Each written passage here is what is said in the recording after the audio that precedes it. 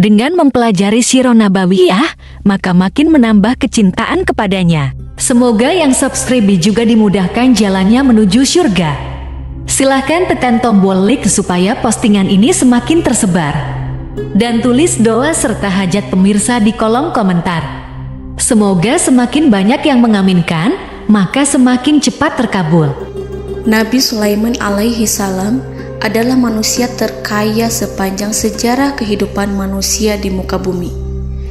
Dalam beberapa kitab suci seperti Al-Quran, Alkitab, dan Injil, Nabi Sulaiman alaihi salam dijelaskan sebagai manusia terkaya yang pernah hidup di muka bumi. Tidak ada satupun manusia yang bisa mengalahkan total kekayaannya hingga hari kiamat tiba. Para arkeolog telah menemukan situs peninggalan sejarah Islam yang mengungkap total kekayaan Nabi Sulaiman alaihi salam.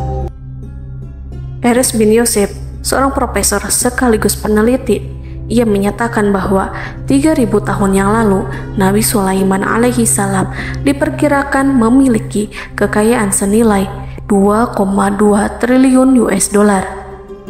Dan apabila dikonversikan dengan nilai mata uang dolar hari ini, jika dirupiahkan, maka nilainya setara dengan 32.891.870 triliun rupiah. Profesor itu juga menjelaskan bahwa kekayaan Nabi Sulaiman alaihi salam berasal dari dua sumber, yakni istana kerajaan dan tambang tembaga. Nilai itu berkali-kali lipat lebih banyak dari total kekayaan negara Indonesia yang hanya mencapai 11.454 triliun per 30 Desember 2021. Nabi Sulaiman alaihi salam memiliki beberapa mukjizat. Di antaranya adalah dapat berbicara dengan bahasa binatang. Beliau dapat memerintah mereka untuk melakukan sesuatu.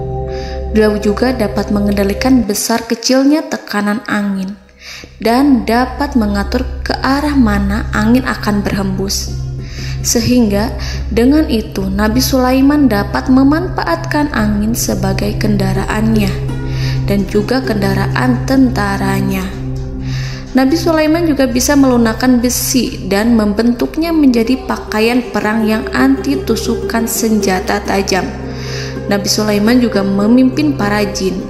Mereka tunduk dan patuh pada perintah Nabi Sulaiman alaihi salam. Tidak hanya setan, iblis laknatullah yang merupakan makhluk pembangkang dapat dibuat tunduk bertekuk lutut pada perintah-perintah Nabi Sulaiman. Nabi Sulaiman bisa melakukan teleportasi, yaitu berpindah dari suatu tempat ke tempat yang lain dalam waktu singkat. Peristiwa itu dibuktikan dengan pemindahan singgasana Ratu Balqis atas perintah Nabi Sulaiman. Nabi Sulaiman dikenal sebagai raja yang adil dan bijaksana.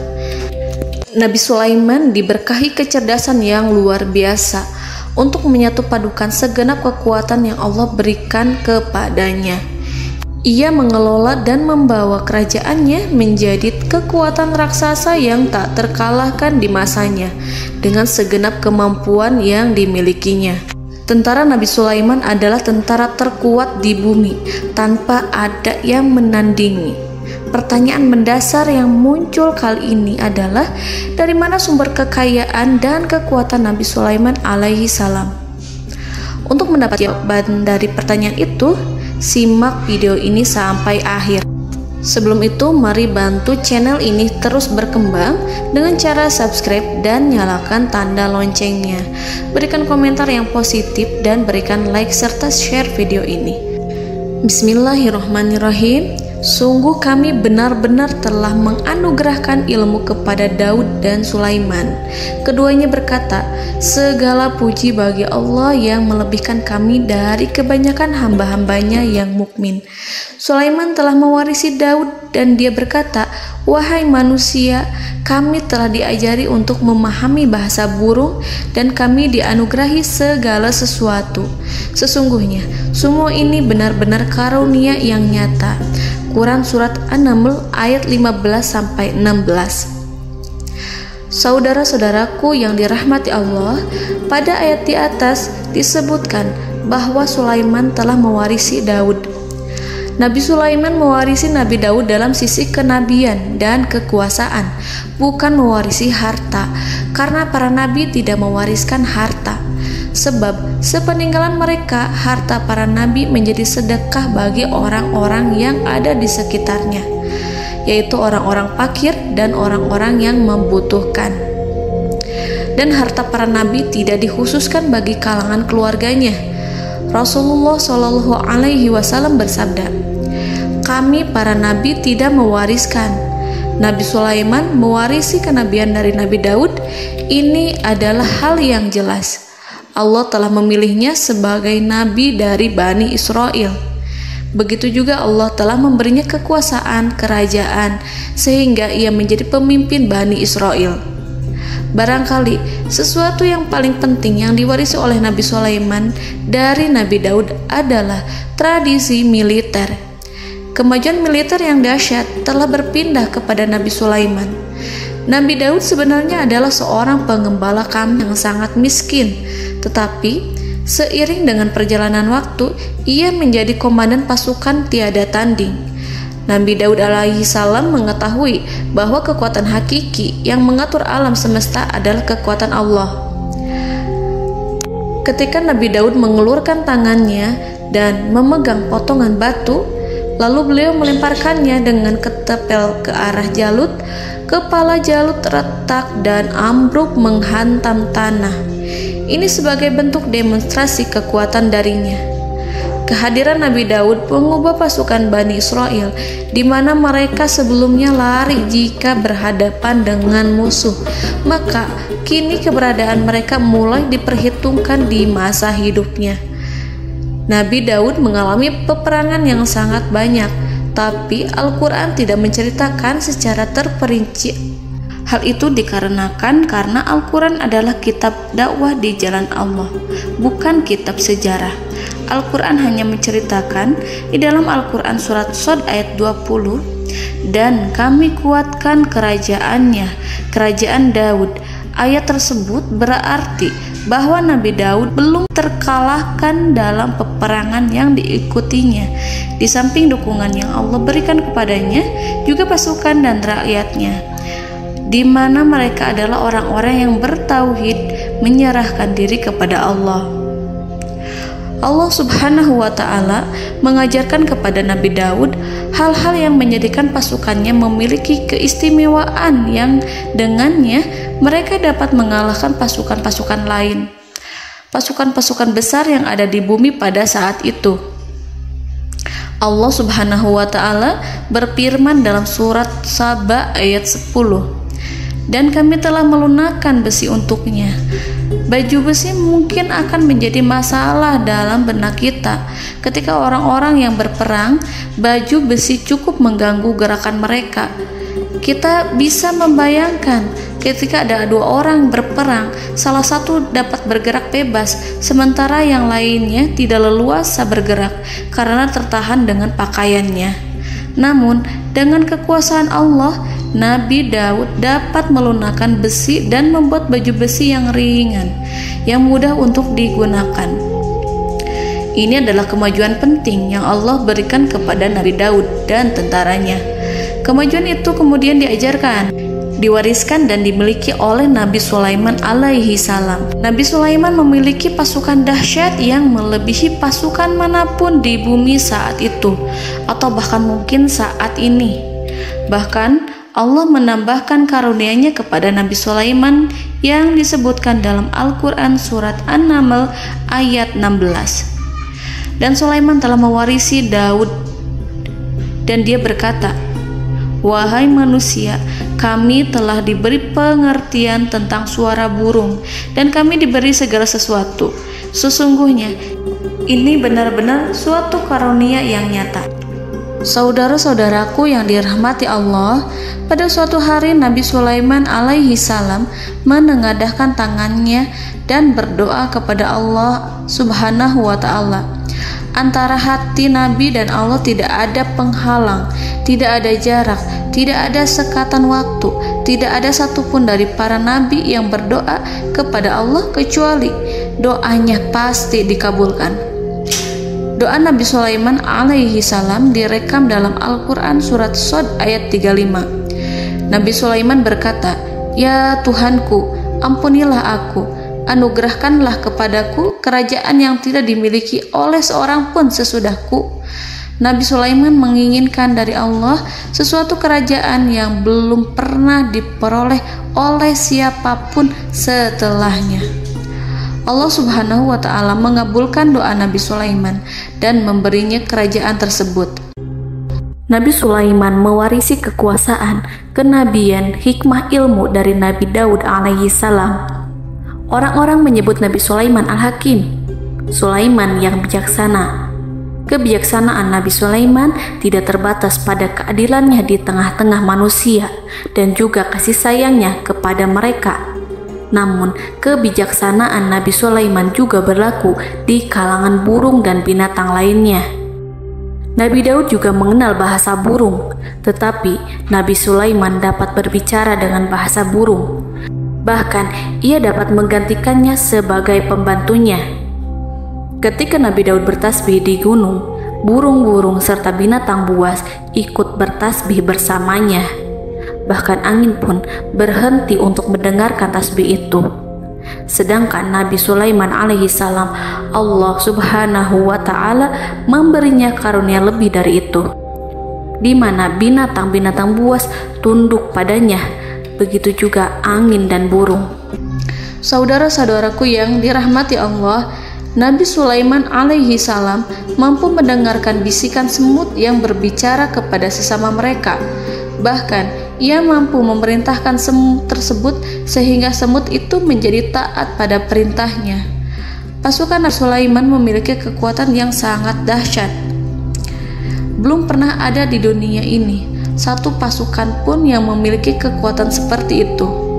Kekuatan Nabi Sulaiman berasal dari beberapa kombinasi yang sangat mengagumkan, sehingga karenanya ia tidak dapat tertandingi. Kekuatan itu terdiri dari manusia, binatang-binatang, jin, dan lain sebagainya.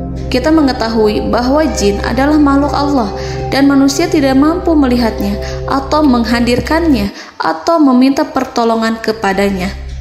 Sedangkan Nabi Sulaiman telah diberi Allah suatu kemampuan untuk menundukkan jin, memperkerjakan mereka sebagai tentara di tengah-tengah peperangan.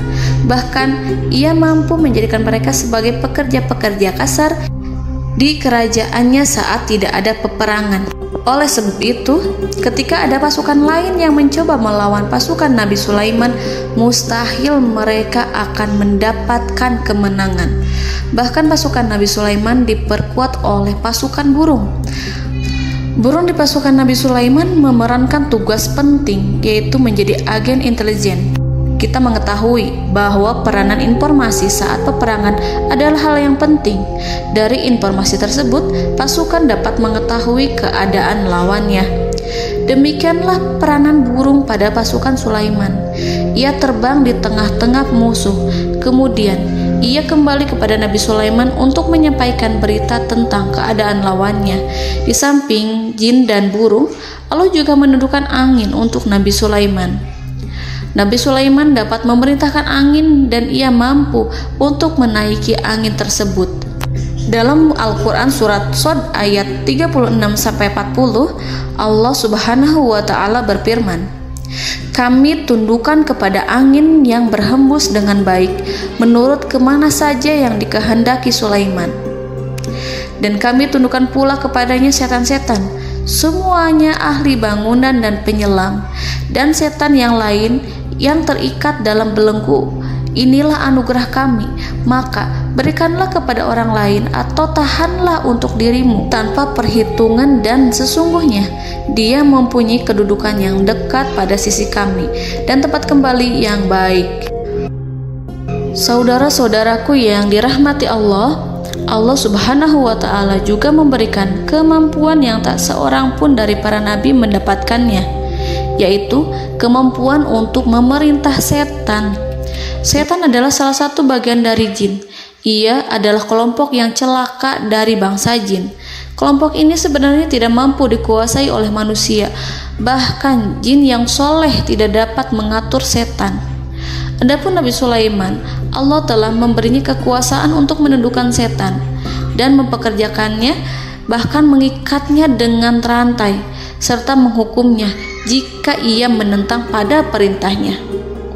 Setan membangun untuk Sulaiman istana-istana, patung-patung dan alat-alat perang. Bahkan setan-setan itu menyelam ke dasar lautan untuk mengeluarkan permata dan yakut untuk Sulaiman. Jika di antara setan yang menentang perintahnya, maka Nabi Sulaiman alaihi salam mengikatnya dengan rantai. Ini semua menunjukkan kekayaan Nabi Sulaiman dan kekuasaannya, di mana ia mampu mengatur banyak makhluk di bumi ini. Tentu saja, kemampuan itu semua adalah atas izin dari Allah Subhanahu wa Ta'ala sebagai mukjizat darinya. Allah Subhanahu wa Ta'ala berfirman dalam Al-Quran surat Saba ayat 12, dan sebagian dari jin adalah yang bekerja di hadapannya di bawah kekuasaannya dengan izin Tuhannya, dan siapa yang menyimpang di antara mereka dari perintah kami, maka kami rasakan kepadanya azab neraka yang apinya menyala-nyala.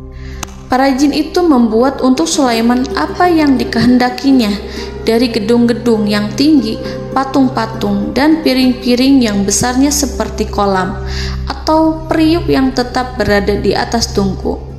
Saudara-saudaraku yang dirahmati Allah, Nabi Sulaiman yang bijaksana adalah penguasa yang tak tertandingi di muka bumi. Meskipun memperoleh nikmat-nikmat khusus yang agung itu yang Allah berikan kepada Sulaiman, beliau tetap menunjukkan dirinya sebagai manusia yang paling banyak berzikir kepada Allah dan manusia yang paling banyak bersyukur di zamannya. Saudara-saudaraku yang dirahmati Allah, sebagaimana Allah Subhanahu wa Ta'ala memberikan nikmat kepada ayahnya Nabi Daud alaihi salam, di mana ia mampu melunakkan besi, dan Allah mengajarinya bagaimana cara mencairkan besi, maka Nabi Sulaiman alaihi salam dapat memanfaatkan tembaga yang cair untuk peperangan. Dan juga di saat perdamaian, pada saat peperangan, beliau mencampur tembaga dengan besi dan menjadikannya perunggu. Mereka menggunakan senjata-senjata perunggu dalam peperangan seperti pedang, baju besi, dan juga pisau. Senjata-senjata ini adalah senjata yang paling kuat pada saat itu. Sedangkan di saat damai, tembaga digunakan untuk membuat bangunan, perhiasan, dan sebagainya. Meskipun Nabi Sulaiman mendapatkan nikmat yang besar dan karunia yang khusus, Allah Subhanahu wa Ta'ala mengujinya dengan suatu ujian yang dahsyat. Ujian yang akan selalu datang kepada seorang hamba yang soleh. Ketika hamba itu mendapatkan kedudukan besar, maka ujiannya pun menjadi besar. Allah Subhanahu wa Ta'ala menguji Nabi Sulaiman dengan penyakit. Diceritakan oleh Fahru Roji, Nabi Sulaiman diuji dengan suatu penyakit yang keras, di mana kedokteran saat itu tidak dapat dan tidak mampu mengatasinya. Sakitnya Nabi Sulaiman sangat keras sehingga para dokter dari kalangan manusia ataupun jin tidak mampu menghilangkan penyakit itu. Lalu burung-burung menghadirkan rumput-rumput yang dianggapnya sebagai obat, tetapi Nabi Sulaiman tak kunjung sembuh. Semakin hari penyakit Nabi Sulaiman semakin menjadi-jadi, sehingga ketika Nabi Sulaiman duduk di atas kursi, ia duduk bagaikan tubuh tanpa roh. Seakan-akan ia mati karena saking keras penyakit yang dideritanya. Sakit yang diderita oleh Nabi Sulaiman alaihi salam berlangsung sangat lama. Namun Nabi Sulaiman tidak henti-hentinya berzikir kepada Allah dan meminta kesembuhan kepadanya, serta selalu beristighfar dan mengungkapkan rasa cinta kepadanya. Selesailah ujian Allah terhadap hambanya Nabi Sulaiman.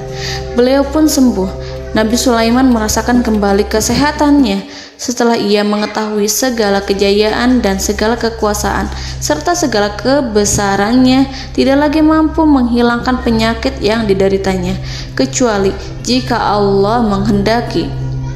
Saudara-saudaraku yang dirahmati Allah, Nabi Sulaiman telah membangun tempat ibadah, tempat sujud, sehingga manusia menyembah Allah di dalamnya. Orang-orang yang membangunnya berjumlah puluhan ribu orang. Tentu setiap kelompok dari mereka memiliki pekerjaan masing-masing. Di antara mereka ada yang mencairkan tembaga, di antara mereka ada yang tukang pahat, ada yang tukang ukir, ada yang membelah batu, ada yang memotong kayu, ada yang mendatangkan rumput-rumput dari Libanon, ada yang mendatangkan emas dan menjadikannya lempengan-lempengan yang mengkilat untuk menutupi kayu serta untuk melapisi dinding-dinding. Bahkan golongan jin pun membantu membangun tempat tersebut, tentu dengan perintah dan bimbingan Nabi Sulaiman. Mereka membuat patung-patung yang besar, membuat bejana yang besar untuk tempat makan para tentara dan pekerja, yaitu bejana seperti gunung. Karena saking berat dan besarnya, mereka juga membuat tempat-tempat minum yang besarnya seperti kolam. Nabi Sulaiman mengawasi para pekerjanya dan juga mengurusi masyarakatnya, di mana beliau mengenali problem mereka dan berusaha memecahkannya. Beliau juga mengawasi pasukan dari kalangan binatang dan burung. Beliau mengetahui apabila ada satu di antara mereka yang tidak datang, kemana ia pergi serta mengapa ia pergi. Nabi Sulaiman menguasai pengetahuan itu semua. Nabi Sulaiman bukan hanya mengetahui problem tentara-tentaranya dari kalangan manusia ataupun tentaranya dari kalangan burung, namun ia juga menunjukkan kasih sayang terhadap semut, di mana beliau mendengar bisikannya dan tidak suka untuk menginjaknya. Nabi Sulaiman selalu menundukkan kepalanya ke bumi sebagai bentuk rasa rendah diri dan syukur kepada Allah. Pada suatu hari, Nabi Sulaiman alaihi salam berjalan di depan tentaranya dan tiba-tiba ia mendengar suara semut yang berkata kepada temannya dari kalangan semut. Hal itu terekam dalam Al-Quran surat An-Naml ayat 18-19. Wahai semut-semut, masuklah ke dalam sarang-sarangmu agar kamu tidak terinjak oleh Sulaiman dan tentaranya, sedangkan mereka tidak menyadarinya. Nabi Sulaiman alaihi salam tersenyum mendengar itu dan ia berdoa, "Ya Allah, ya Tuhanku, berilah aku ilham untuk tetap mensyukuri nikmat-Mu yang telah Engkau anugerahkan kepadaku dan kepada kedua orang ibu bapakku, dan untuk mengerjakan amal soleh yang Kau ridhoi, dan masukkanlah aku ke dalam rahmat-Mu, ke dalam golongan hamba-hamba-Mu yang soleh." Saudara-saudaraku yang dirahmati Allah, meskipun Nabi Sulaiman mendapatkan kekuasaan dan memiliki tentara yang besar, namun beliau menunjukkan kasih sayang terhadap bangsa semut. Beliau mendengarkan bisikannya dan melihat semut yang ada di depannya. Oleh karena itu, tak mungkin baginya untuk menginjak golongan semut itu. Nabi Sulaiman bersyukur kepada Allah telah memberinya nikmat, yaitu nikmat rahmat dan kasih sayang. Di samping itu, Nabi Sulaiman alaihi salam adalah orang paling kaya di dunia. Istananya terbuat dari kayu gaharu yang memiliki wangi harum. Istananya terbuat dari emas yang terkadang dari kristal. Beliau juga memiliki kursi besar yang terbuat dari emas dan permata. Istana Nabi Sulaiman merupakan istana yang paling besar di dunia. Nabi Sulaiman menggunakan pakaian dari emas dan permata. Meskipun demikian, Nabi Sulaiman tetap menunjukkan sebagai hamba yang berserah diri dan rendah diri di hadapan Allah Subhanahu wa Ta'ala. Nabi Sulaiman yang merendahkan diri di hadapan Allah, ia selalu sujud kepada Allah, sebagaimana ayahnya yang selalu bertasbih pada Allah. Nabi Sulaiman selalu melantunkan lagu-lagu cinta ilahi dan hanya memuji Allah Subhanahu wa Ta'ala. Pada suatu hari, Nabi Sulaiman alaihi salam mengeluarkan perintah kepada pasukannya untuk bersiap-siap. Kemudian, Nabi Sulaiman keluar dan memeriksa pasukannya satu demi satu. Kelompok yang pertama adalah kelompok manusia. Nabi Sulaiman memperhatikan kesiapan mereka. Lalu Nabi Sulaiman mengeluarkan perintah-perintah kepada mereka. Kemudian Nabi Sulaiman memeriksa kelompok jin dan menyampaikan perintahnya kepada mereka. Beliau memenjarakan jin yang tampak bermalas-malasan saat bekerja. Lalu beliau memeriksa binatang dan berkata kepada mereka, apakah mereka sudah makan dengan baik? Apakah mereka tidur dengan nyenyak? Apakah ada yang mengadu pada mereka, misalkan karena penyediaan makanan yang tidak layak? Apakah ada di sana yang sakit dan lain sebagainya? Ketika Nabi Sulaiman merasa puas dengan semuanya, Nabi Sulaiman memasuki tenda tempat berkumpulnya para burung. Nabi Sulaiman alaihi salam kemudian memasuki tenda tersebut, mengamati keadaan di sekitarnya, sehingga beliau mengetahui bahwa ada satu burung yang tidak hadir, yaitu burung hudhud. Mengapa aku tidak melihat burung hudhud? Burung-burung yang lain tampak terdiam sebagai penghormatan, dan mereka mendengarkan apa yang akan dikatakan pemimpin mereka. Nabi Sulaiman mengarahkan pandangannya pada semua burung dan tidak menemukan burung hudhud di antara mereka. Tak seekor burung pun yang mengetahui keberadaannya. Burung hudhud absen pada apel wajib kali ini. Nabi Sulaiman mulai menampakkan kemarahannya. Tiba-tiba, seekor burung kecil memberanikan diri untuk berkata kepada Nabi Sulaiman, "Wahai Nabi yang mulia, seharusnya hudhud ada bersamaku kemarin untuk melaksanakan tugas penyelidikan. Ia adalah pemimpin misi itu. Namun, burung hudhud belum datang. Oleh karena itu, aku tidak pergi bersamanya." Burung itu tampak gemetar. Nabi Sulaiman mengetahui bahwa hudhud tidak hadir dan tak seorang pun mengetahui kemana ia pergi. Burung hudhud pergi tanpa izin terlebih dahulu. Dalam keadaan marah, Nabi Sulaiman berkata, "Sungguh aku benar-benar akan mengazabnya dengan azab yang sangat keras atau benar-benar menyembelihnya, kecuali jika ia benar-benar datang kepadaku dengan alasan yang jelas."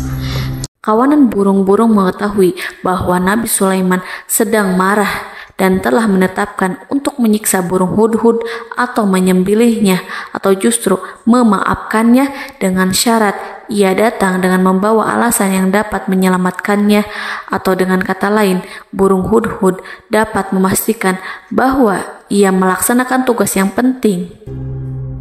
Nabi Sulaiman menunjukkan kemarahan yang besar sehingga siapapun akan merasa takut kepada Nabi Sulaiman yang marah. Nabi Sulaiman kemudian pergi dari tempat burung tersebut.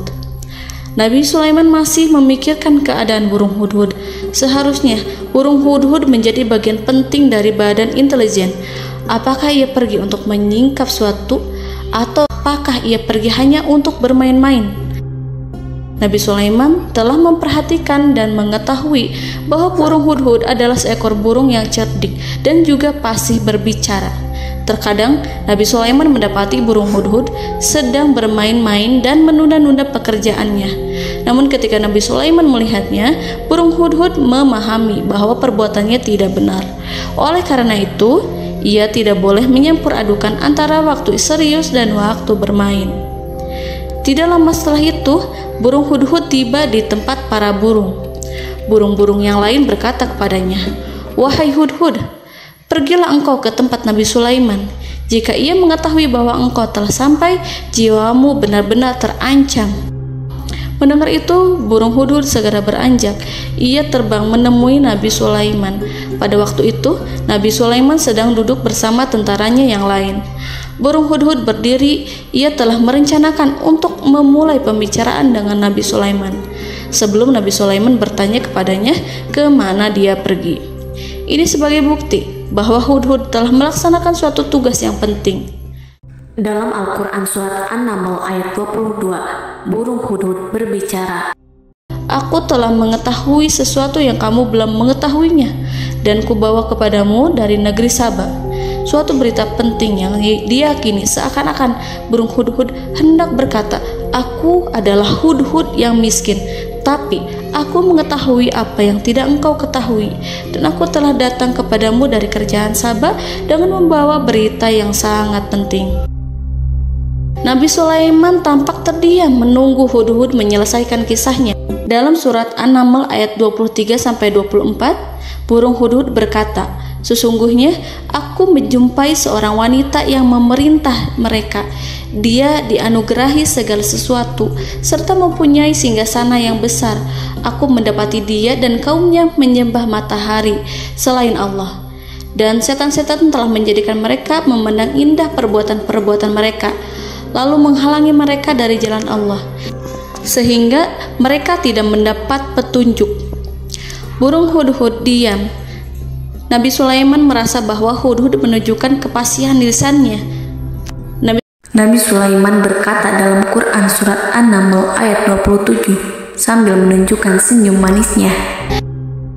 Nabi Sulaiman berkata, "Akan kami lihat apakah kamu benar wahai hudhud, ataukah kamu termasuk orang-orang yang berdusta."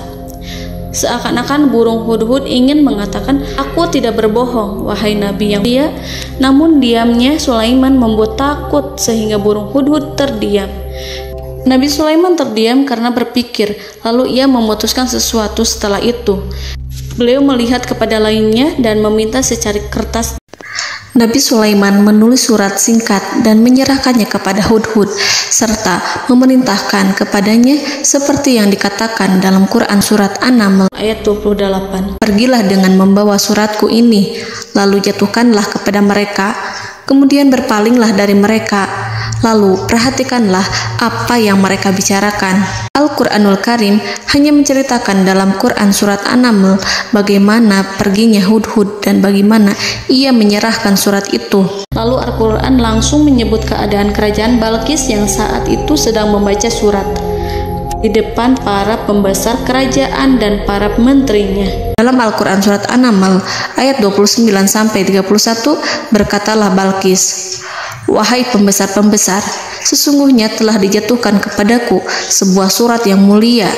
Sesungguhnya surat ini dari Sulaiman, dan sesungguhnya isinya dengan menyebut nama Allah yang Maha Pengasih lagi Maha Penyayang, bahwa janganlah kalian berlaku sombong terhadapku, dan datanglah kepadaku sebagai orang yang berserah diri." Saudara-saudaraku yang dirahmati Allah, dalam surat tersebut Nabi Sulaiman menyebutkan supaya mereka menyerahkan diri dan tunduk kepada perintah Nabi Sulaiman. Nabi Sulaiman memerintahkan agar mereka meninggalkan penyembahan terhadap matahari. Nabi Sulaiman tidak mempersoalkan akidah mereka dan tidak memuaskan mereka dengan apapun. Nabi Sulaiman hanya memerintahkan bahwa ia berada di atas kebenaran. Bukankah ia didukung kekuatan yang berlandaskan keyakinan yang dimilikinya? Nabi Sulaiman hanya memerintahkan mereka agar tunduk dan patuh kepadanya. Ratu Sabak menyampaikan surat tersebut di tengah-tengah kaumnya. Dalam Quran surat An-Naml ayat 32 dijelaskan, "Dan berkatalah Balqis, wahai para pembesar, berilah aku pertimbangan dalam urusanku ini. Aku tidak pernah memutuskan sesuatu persoalan sebelum kamu berada dalam majelisku." Saudara-saudaraku yang dirahmati Allah, para pembesar istana Balqis menentang surat tersebut. Isi surat itu membangkitkan kesombongan kaum Sabak, di mana mereka merasa lebih kuat. Mereka mengetahui bahwa di sana ada seorang yang mencoba menentang mereka dan mengisyaratkan peperangan kepada mereka. Lalu ia meminta kepada mereka untuk memenuhi syarat-syaratnya sebelum terjadinya peperangan dan kekalahan. Dalam surat An-Naml ayat 33, mereka menjawab, "Kita adalah orang-orang yang memiliki kekuatan dan juga memiliki keberanian yang sangat besar dalam peperangan. Dan keputusan berada di tanganmu, wahai rajaku. Maka pertimbangkanlah apa yang akan kamu perintahkan." Saudara-saudaraku yang dirahmati Allah, para pembesar kaum Sabak seakan ingin berkata, "Kita siap untuk melaksanakan perang." Tampaknya ratu itu memiliki kebijakan yang lebih baik dari pembesar kaumnya. Surat Sulaiman itu membuatnya berpikir lebih jernih dan lebih berhati-hati. Ia berusaha sebisa mungkin menghindari peperangan. Ratu itu berpikir dalam tempo yang lama. Nama Sulaiman tidak diketahuinya dan ia pun belum pernah mendengarnya. Oleh karena itu, Ratu kaum Sabak tidak mampu mengetahui dan mendeteksi seberapa besar kekuatan Nabi Sulaiman. boleh jadi Nabi Sulaiman memiliki kekuatan yang dahsyat sehingga ia mampu memerangi kekuasaannya dan mengalahkannya. Kemudian ratu memperhatikan apa yang ada di sekelilingnya. Ia melihat kemajuan masyarakatnya dan juga kekayaannya. Barangkali ia mengira bahwa Nabi Sulaiman iri terhadap kemajuan dan kekayaannya itu, sehingga Nabi Sulaiman ingin menyerangnya. Setelah mempertimbangkan isi surat Nabi Sulaiman dengan cermat, Ratu Saba memilih untuk tidak bersikap ceroboh dan bodoh. Ratu lebih suka untuk menggunakan bahasa kelembutan. Ia mengirim kepada Nabi Sulaiman suatu hadiah yang besar. Ratu mengira bahwa Nabi Sulaiman seorang yang ambisius, yang boleh jadi ia telah mendengar tentang kekayaan kerajaan Saba. Para utusan pergi dengan membawa hadiah dari Ratu Saba. Ratu berharap agar mereka dapat memasuki kerajaan Nabi Sulaiman dan akan mengetahui kondisi kerajaannya. Saat mereka pulang, Ratu ingin mendengar secara langsung dari mereka tentang bagaimana keadaan kaum Nabi Sulaiman dan pasukannya. Setelah mendapatkan informasi yang cukup, maka Ratu Balqis dapat membuat sesuatu keputusan yang tepat. Ratu menyembunyikan apa yang terlintas dalam pikirannya, lalu ia berbicara kepada pembesar istananya bahwa ia dapat menyingkap niat jahat Raja Sulaiman melalui cara mengirimkan hadiah kepadanya. Ratu lebih memilih cara tersebut dan menunggu reaksi dari Nabi Sulaiman. Ratu berhasil memuaskan para pembesar istana, dan untuk sementara ia menghilangkan ide untuk berperang. Karena para raja jika menyerang suatu desa, maka pemimpin desa tersebut adalah orang yang paling banyak mendapatkan kehinaan. Akhirnya, para pembesar kaumnya merasa puas dengan pikiran Ratu Balqis. Saudara-saudaraku yang dirahmati Allah, dalam surat An-Naml ayat 34-35 dijelaskan, Ratu Balqis berkata, "Sesungguhnya raja-raja apabila memasuki suatu negeri, niscaya mereka akan membinasakannya dan menjadikan penduduknya yang mulia menjadi hina. Dan demikian pula lah yang akan mereka perbuat. Dan sesungguhnya aku akan mengirim utusan kepada mereka dengan membawa hadiah, dan aku akan menunggu apa yang akan dibawa kembali oleh utusan itu." Kemudian sampailah hadiah dari Ratu Balqis kepada Nabi Sulaiman. Para intelijen Nabi Sulaiman memberitahunya bahwa utusan Balqis datang dengan membawa hadiah. Nabi Sulaiman langsung mengetahui bahwa Ratu Balqis itu sengaja mengirim orang-orangnya untuk mengetahui atau untuk mendapatkan informasi tentang kekuatannya. Lalu setelah itu ia akan mengambil keputusan atau mengambil sikap kepada kerajaan Sulaiman. Nabi Sulaiman segera memanggil semua pasukannya untuk berkumpul. Utusan Balqis segera memasuki istana Nabi yang dipenuhi dengan pasukan yang besar bersenjata. Melihat itu, utusan Ratu Balqis tercengang dan terkejut ketika mereka melihat kekayaan yang mereka bawa tidak ada apa-apanya dibandingkan dengan kerajaan Nabi Sulaiman. Hadiah mereka tampak tidak berarti. Emas yang mereka bawa tampak tidak memiliki makna saat mereka memasuki istana Nabi Sulaiman yang terbuat dari kayu-kayu pohon gaharu yang mengeluarkan bau yang harum serta dihiasi dengan emas permata. Para utusan Ratu Balqis berdiri bersama Nabi Sulaiman dan menyaksikan bagaimana Nabi Sulaiman mengendalikan pasukannya. Kemudian mereka mulai berpikir tentang kekuatan dan kualitas pasukan Nabi Sulaiman. Betapa kagetnya mereka ketika melihat di tengah-tengah pasukan itu terdapat singa, burung, dan tentara dari kalangan manusia yang mampu terbang. Mereka pun sadar bahwa mereka di hadapan pasukan yang tiada tandingannya. Selesailah demonstrasi pasukan Nabi Sulaiman. Kemudian para utusan ratu dipersilahkan maju ke tempat hidangan makanan. Para utusan itu sangat terkejut ketika melihat berbagai macam makanan dari penjuru dunia ada di depannya. Dan di antara makanan itu terdapat pula makanan yang biasa ditemukan di negeri mereka. Tetapi mereka melihat bahwa makanan itu memiliki rasa yang lebih istimewa. Selain itu, piring-piring yang ada di depan mereka terbuat dari emas dan mereka dilayani oleh laki-laki yang berhias dengan emas. Di meja makan itu terdapat burung, ikan laut, dan berbagai macam daging yang mereka tidak mampu lagi membedakan daging apa itu. Nabi Sulaiman tidak makan bersama mereka, tapi beliau makan dengan menggunakan piring yang terbuat dari kayu. Beliau memakan roti yang kering yang dicampur dengan minyak. Inilah makanan yang dipilih Nabi Sulaiman. Makan bersama mereka dalam keadaan diam, mereka merasa kehadiran Nabi Sulaiman menciptakan suatu wibawa yang luar biasa. Selesai perjamuan itu, lalu dengan sangat malu mereka menyerahkan hadiah dari Ratu Balqis kepada Nabi Sulaiman. Hadiah itu berupa emas yang bagi mereka hadiah itu sangat bernilai tinggi. Tapi di sini hadiah itu tampak kecil di hadapan kekayaan Nabi Sulaiman yang sangat mengagumkan.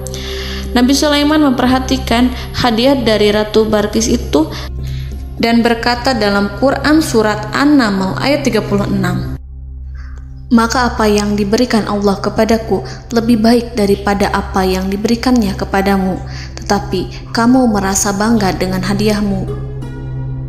Saudara-saudaraku, Raja Sulaiman menyingkap dengan kata-katanya yang singkat itu penolakannya terhadap hadiah mereka.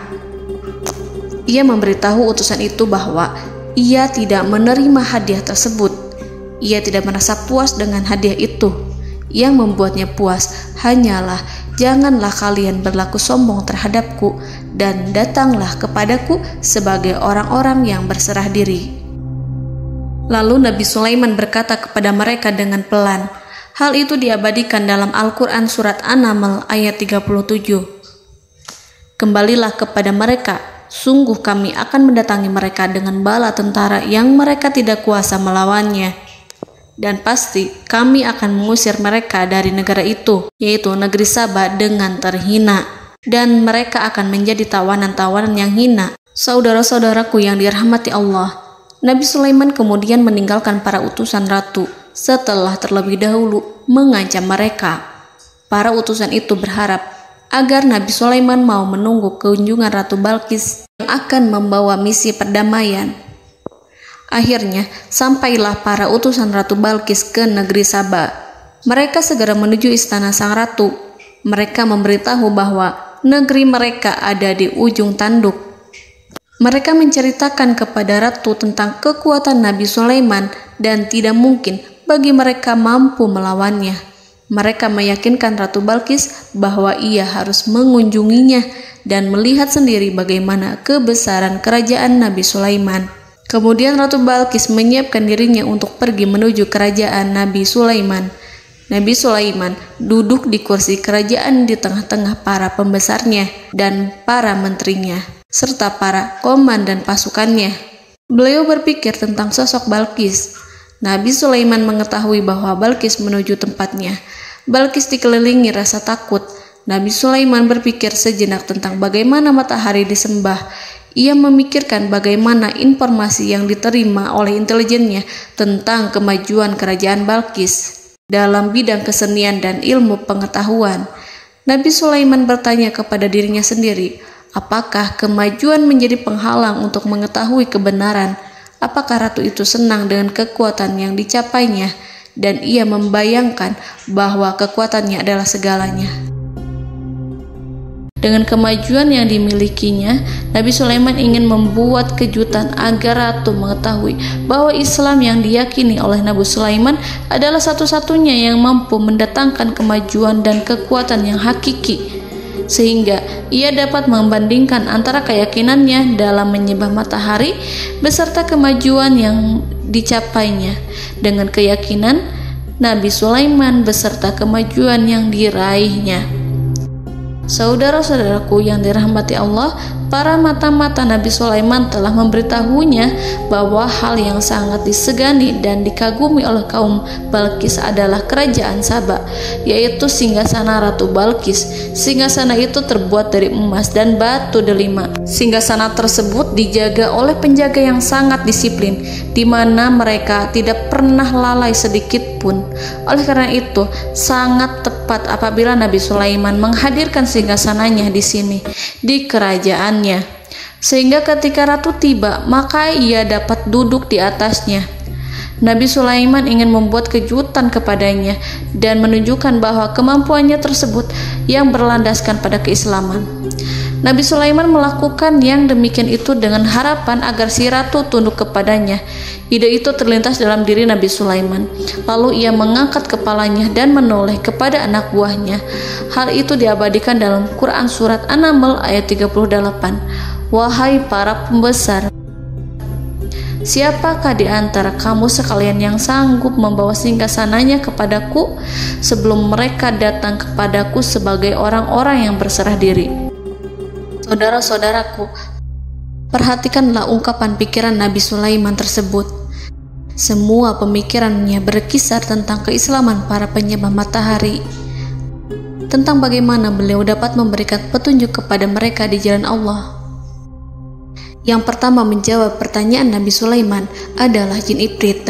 Dalam Quran Surat An-Naml ayat 39, berkatalah Ifrit yang cerdik dari golongan jin, "Aku akan datang kepadamu dengan membawa singgasana itu sebelum kamu berdiri dari tempat dudukmu. Sesungguhnya aku benar-benar kuat untuk membawanya, lagi dapat dipercaya." Nabi Sulaiman berdiri dari tempat duduknya. Setelah 1 jam atau 2 jam, jin itu berjanji kepadanya untuk menghadirkan singgasana Balkis. Sebelum itu, istana Nabi Sulaiman di Palestina, sedangkan istana Balkis terletak di Yaman. Antara singgasana tersebut dengan singgasana Nabi Sulaiman berjarak lebih dari ribuan mil. Barangkali pesawat yang cepat sekalipun yang kita kenal hari ini tidak akan mampu membawa dan mendatangkan istana itu dalam waktu 1 jam. Tetapi masalahnya di sini, berhubung dengan kekuatan jin yang serba misterius, Nabi Sulaiman tidak mengomentari sedikit pun terhadap apa yang dikatakan oleh Ifrit. Nabi Sulaiman tampak menunggu tanggapan lain yang mampu menghadirkan singgasana Balkis yang lebih cepat dari jin Ifrit. Nabi Sulaiman menoleh kepada seorang yang di sana, yang duduk di atas naungan.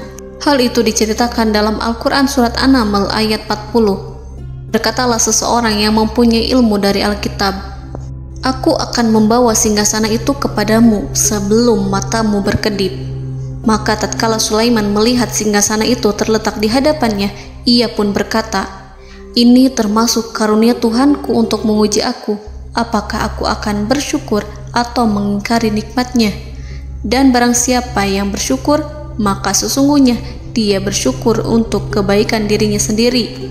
Dan barang siapa yang ingkar, maka sesungguhnya Tuhanku maha kaya lagi maha mulia." Saudara-saudaraku, belum lama seseorang yang mempunyai ilmu dari Alkitab menyatakan kalimatnya, sehingga singgasana itu tiba-tiba ada di depan Nabi Sulaiman, yang mampu menghadirkan singgasana itu lebih cepat dari kedipan mata. Al-Quranul Karim tidak menyingkap kepribadian seseorang yang menghadirkan singgasana itu. Al-Quran hanya menggarisi bahwa orang itu mempunyai ilmu dari Alkitab. Al-Quran tidak menjelaskan kepada kita apakah ia seorang malaikat ataukah manusia ataukah jin. Al-Quran sengaja tidak menyingkap hakikat kitab yang dimaksud. Saudara-saudaraku yang dirahmati Allah, setelah melihat singgasana itu, Nabi Sulaiman bersyukur kepada Allah. Ia mulai memperhatikan singgasana sang ratu. Singgasana tersebut merupakan simbol pembangunan dan juga kemajuan, tetapi tampaknya ia hanya sesuatu yang biasa saja jika dibandingkan dengan kekuasaan dan kebesaran ciptaan yang dibuat oleh manusia dan jin di kalangan istana Nabi Sulaiman. Nabi Sulaiman memikirkan dalam tempo yang sangat lama singgasana Ratu Balkis itu. Kemudian beliau memerintahkan agar singgasana itu diperbaiki, sehingga saat Ratu Balkis datang, dia akan mengujinya. Apakah Ratu Balkis dapat mengenali singgasananya ataukah tidak? Dalam Al-Quran Surat An-Naml ayat 41, Nabi Sulaiman berkata, "Ubahlah baginya singgasananya, maka kita akan melihat apakah dia mengenal ataukah dia termasuk orang-orang yang tidak mengenalnya." Saudara-saudaraku yang dirahmati Allah, Nabi Sulaiman memerintahkan agar dibangun istana yang akan digunakan untuk menyambut Ratu Balkis. Nabi Sulaiman memilih tempat di laut, dan ia memerintahkan agar dibangun suatu istana di mana sebagian besarnya terdiri dari air laut. Nabi Sulaiman memerintahkan agar lantainya itu terbuat dari kaca yang tebal dan kuat, sehingga orang-orang yang berjalan di atas istana itu akan dapat melihat di bawahnya ada ikan-ikan berwarna-warni yang berenang-renang. Dan mereka akan melihat rumput-rumput laut yang bergerak-gerak. Akhirnya, selesailah pembangunan istana itu. Saking bersihnya kaca lantainya, sehingga tampak di sana tidak ada kaca. Burung hudhud memberitahu Nabi Sulaiman bahwa Balqis telah sampai dekat kerajaannya. Kemudian Ratu Balqis datang.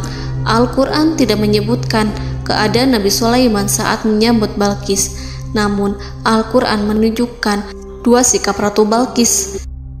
Yang pertama, bagaimana sikap Balqis ketika pertama kali melihat singgasananya yang datang mendahuluinya, padahal ia telah meninggalkan pengawalannya untuk tetap setia menjaga singgasananya itu. Keadaan kedua adalah keadaan di depan istana yang dibangun untuk penyambutan Balqis. Istana itu penuh dengan permata yang berenang-renang di bawahnya ikan-ikan.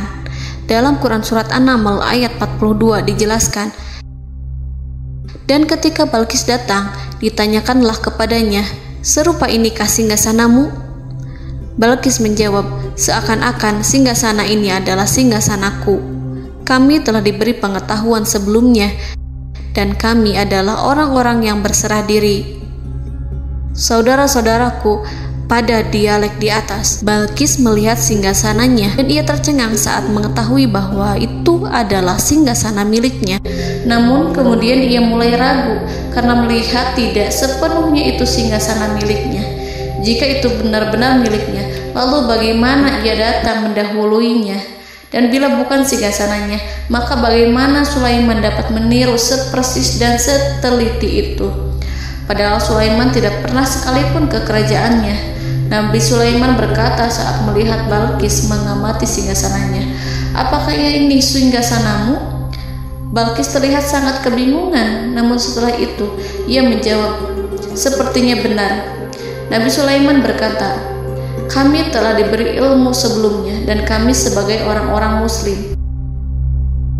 Saudaraku yang dirahmati Allah, melalui pertanyaan Nabi Sulaiman ingin mengisyaratkan kepada Balqis agar ia membandingkan antara keyakinannya beserta ilmu yang dicapainya dengan keyakinan Nabi Sulaiman yang muslim beserta pengetahuan yang telah diraihnya. Penyembahan terhadap matahari dan pencapaian ilmu yang dicapai oleh Ratu Balqis tanpa tidak ada apa-apanya dibandingkan dengan ilmu Nabi Sulaiman dan keislaman. Nabi Sulaiman telah mendahuluinya dalam bidang ilmu karena keislamannya. Karena itu, sangat mudah baginya untuk mengungguli Balqis dalam ilmu-ilmu yang lainnya. Demikianlah yang disyaratkan dalam pertanyaan Nabi Sulaiman kepada Ratu Balqis. Ratu Saba itu mengetahui bahwa ini adalah singgasananya, di mana singgasana itu datang lebih dahulu daripada dirinya.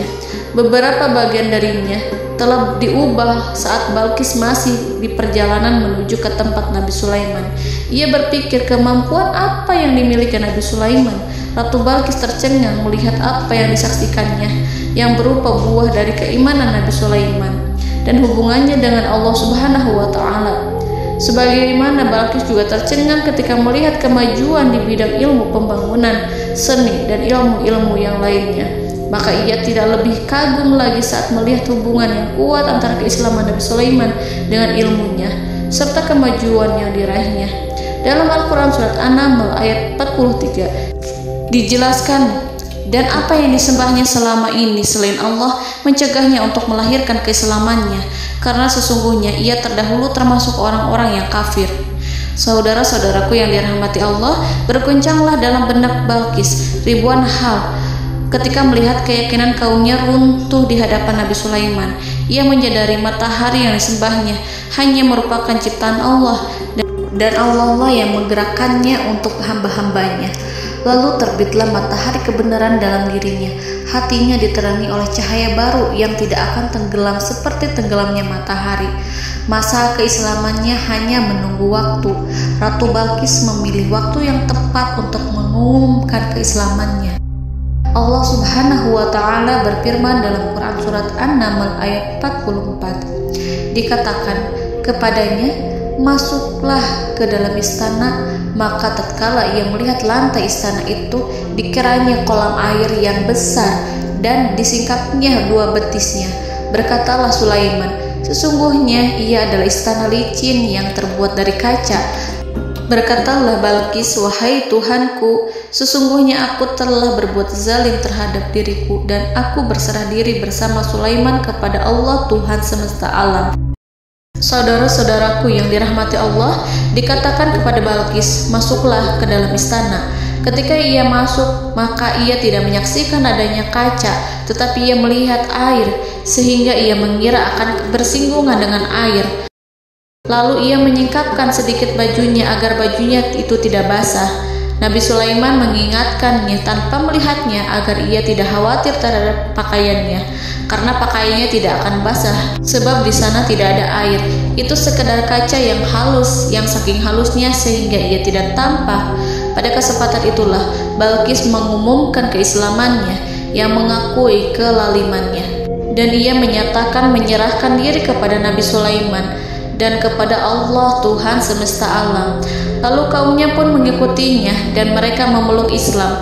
Balqis menyadari ia berhadapan dengan penguasa yang terbesar di bumi dan Nabi Allah yang mulia.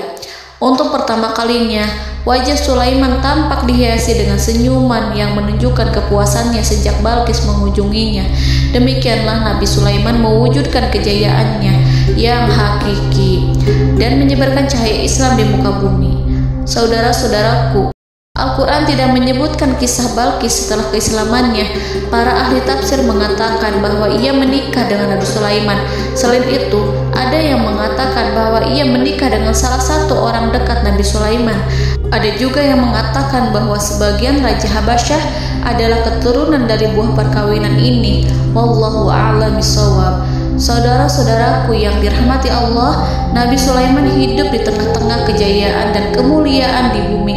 Kemudian Allah menetapkan kematian untuknya, sebagaimana kehidupan Sulaiman berada di puncak kemuliaan dan kejayaan yang penuh dengan keajaiban yang luar biasa, maka kematiannya pun merupakan tanda-tanda kebesaran Allah yang penuh dengan keajaiban. Demikianlah bahwa kematiannya sesuai dengan kehidupannya, sesuai dengan kejayaannya. Allah berfirman tentang kematian Sulaiman di dalam Al-Quran Surat Saba ayat 14. Maka tatkala kami telah menetapkan kematian Nabi Sulaiman, tidak ada yang menunjukkan kepada mereka kematiannya itu kecuali rayap yang memakan tongkatnya. Maka tatkala ia telah tersungkur, tahulah jin bahwa kalau sekiranya mereka mengetahui yang gaib, tentulah mereka tidak akan tetap dalam siksa yang menghinakan. Saudara-saudaraku, kemampuan Nabi Sulaiman untuk menundukkan jin dan mempekerjakan mereka serta hubungan mereka dengan semua itu menimbulkan fitnah di tengah-tengah manusia dalam hal tertentu.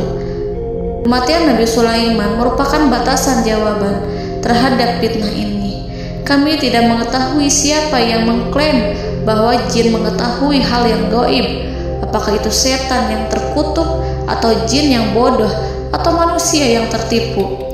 Kami tidak mengetahui siapa yang bertanggung jawab terhadap tersebarnya isu yang keliru ini. Yang kita ketahui adalah bahwa hal tersebut adalah mempengaruhi sebagian manusia dan jin. Barangkali manusia berkata kepada diri mereka, selama jin melakukan perbuatan yang luar biasa ini, maka apa gerangan yang menjadikan mereka tidak mengetahui hal yang gaib itu? Manusia itu lupa bahwa kunci kegaiban berada di tangan Allah. Masalah ilmu gaib tidak akan mampu dikuasai oleh jin dan manusia. Hanya Dia yang mengetahuinya, dan manusia diberitahu hanya sedikit sekali. Saudara-saudaraku yang dirahmati Allah, seakan-akan Allah telah merencanakan bahwa kematian Sulaiman bertujuan untuk menghancurkan pemikiran itu, yaitu pemikiran bahwa jin mengetahui hal-hal yang gaib. Jin bekerja untuk Nabi Sulaiman selama beliau hidup, dan tatkala beliau meninggal, maka tugas mereka menjadi bebas. Nabi Sulaiman meninggal tanpa diketahui oleh jin, sehingga mereka tetap bekerja untuk mereka, tetap mengabdi kepada Sulaiman. Seandainya mereka mengetahui hal yang gaib, niscaya mereka tidak akan meneruskan pekerjaan mereka. Saudara-saudaraku, pada suatu hari Nabi Sulaiman memasuki mihrabnya untuk itikaf ibadah dan beribadah kepada Allah. Tak seorang pun yang berani mengganggu khalwatnya. Mihrab Sulaiman terletak di puncak gunung dan dindingnya terbuat dari permata. Pada suatu hari, Nabi Sulaiman duduk bersandar pada tongkatnya dan ia tampak tenggelam dalam tafakur. Beliau berzikir pada Allah hingga rasa kantuk menguasainya. Lalu setelah itu malaikat maut menemuinya. Nabi Sulaiman pun meninggal. Beliau bersandar kepada tongkatnya. Jin melihatnya dan mengira bahwa beliau sedang sholat, sehingga mereka pun terus melanjutkan pekerjaannya. Berlalulah hari demi hari yang panjang. Datanglah rayap, yaitu semut kecil yang memakan kayu. Hewan itu mulai memakan tongkat Nabi Sulaiman. Rayap itu tampak lapar. Sebagian dari tongkat Nabi Sulaiman dimakan beberapa hari oleh rayap itu. Ketika yang dimakannya semakin bertambah, maka tongkat itu pun menjadi rusak dan kemudian jatuh dari tangan Nabi Sulaiman alaihi salam. Tubuh mulia itu kehilangan keseimbangan dan kemudian jatuh terhempas di bumi. Tatkala tubuh suci itu tersungkur, maka manusia segera menuju ke arahnya. Mereka menyadari dan mengetahui bahwa Nabi Sulaiman telah meninggal dalam waktu yang lama. Jin menyadari bahwa mereka tidak mengetahui hal yang gaib, dan manusia pun mengetahui hakikat ini. Seandainya jin mengetahui hal yang gaib, niscaya ia tidak akan meneruskan siksa yang hina. Mereka tidak akan bekerja kepada Sulaiman. Demikianlah Nabi Sulaiman alaihi salam meninggal dalam keadaan duduk dan sholat di mihrabnya. Lalu berita itu tersebar bagaikan api di bumi. Manusia, burung, dan binatang buas mengantarkan jenazah Nabi Sulaiman. Sekawanan burung tampak sedih dan menangis. Semua makhluk bersedih.